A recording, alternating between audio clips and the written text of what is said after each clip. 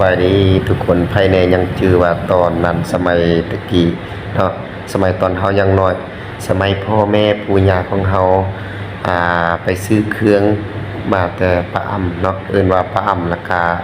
ปัจจุบันนี้เอิ้นว่าเมืองสานไซนี่แหละเนาะเมืองสานไซแต่ว่าเพิ่นเฮาอยู่เขตนอกชนบทเขตผู้ดอยจะเป็นเจริญไสน้ำงอนดักสะเมาะดักนงของพวกเฮาเนาะไปซื้อเครื่องแป้งนัวว่าจะเป็นเครื่องของลุงห่มจะเป็นเหล้าเบียร์นี่แม่นเฮาไปซื้อแล้วแม่นเฮาต้องได้ย่างเจียเมื่อแม่นบ่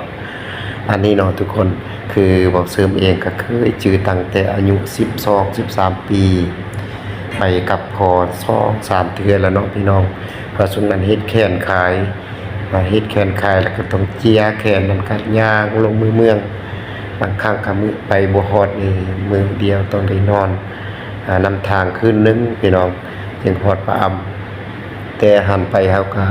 ขี่รถโดยสารนะบางเทื่อก็บ่มีโดยสารก็มีรถแบบบริษัทบ่เที่ยวไปเที่ยวมาก็ขอขี่นำเขาไปหาแขวงตะปือเนาะก็ส่วนหลายก็สิบ่มีรถเนาะบ่มีรถเที่ยวแล้วก็บ่มีโดยสารเนาะส่วนหลายเฮามีแต่ย่างเอาเลาะขายแขงอีหยังต่างๆนะตามบ้านตามเมืองช่วงสมัยนั้นและมาฮอดสมัยนี้ทุกคนเด้อปัจจุบันนี้สะดวกสบายแล้วเส้นทางผู้ย่างมาฮอดบ้านฮอดเรือนฮอดศาลแล้วพี่น้องทุกคนอันนี้คือติดตามรับชมเส้นทางสายนี้แล้วทุกคนนี่คือเส้นทางเมืองสานไซ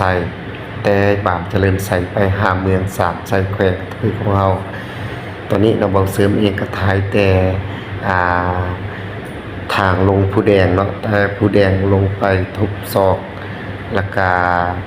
ไปหอดขอบเขตทุบซอกกันเลยเนาะถือว่าเส้นทางนั้นเป็นเส้นทางที่ว่าคดโค้งคอยสั่นให้ทุกคนระมัดระวังนะเด้อเพื่อความปลอดภัยเนาะถือว่าเส้นทางเขาดีแล้วจบแล้วงามแล้วขอให้พวกเราเดินทางให้ถึกเส้นทางบ่ให้ไกลเส้นทางเนาะต้องให้ไปถึกไปมาด้วยความปลอดภัยนะให้ทุกคนตั้งระมัดระวังนำกันเด้อสังเกตไปติดตามชมนำกันเลยเส้นทางสายนี้มันเป็นจังไดมันโคตรโค้งจังไดหมายความว่าจังไดเนาะคือทุกศอกนี่จุดนี้จุดทุกศอกนี่เอิ้นว่าทางมันคดและสมมุติทุกศอกจังซี่น่ะมันคดขนาดมันโค้งขนาดเนาะแล้วเรียกว่านั้นนะ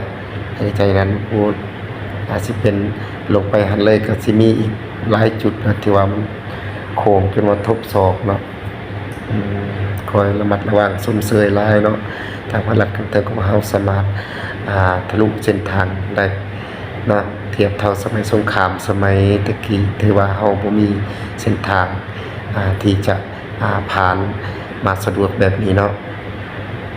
สมเสยทุกคนสมเสยปักหลักเท่าสมเสยละลาย